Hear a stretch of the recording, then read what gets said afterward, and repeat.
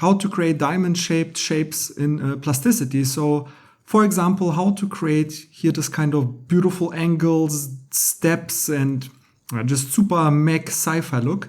And yeah, that's just a practice, as I am kind of recreating Vali Bulgarov stuff. And let me just go back a few steps. And it's basically literally always the same process, and there are a lot of different techniques how to achieve that.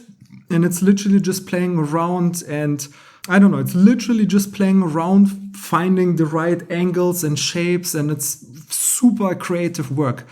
So yeah, I have this step here, right? But I have this long line here. I want to break it up a little bit. So just to add,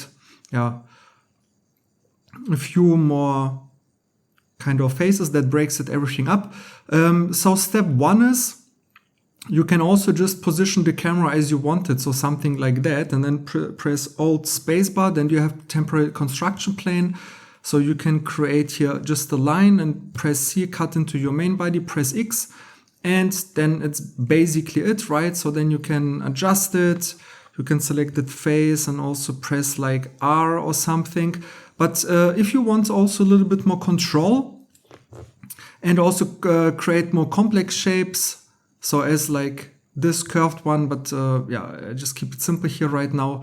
You can also just go anywhere and just create a line somewhere, kind of.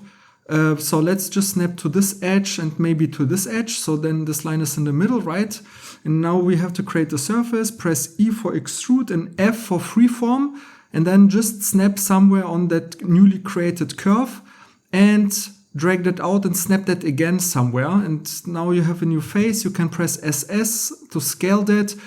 And yeah, and now you can use this face with G, for example, or just also R or also V if you want to change the pivot point. And I just want to cut here a little piece away. So yeah, we have a lot of geometry nearby, so it's it's literally just playing around. There's no right, no wrong.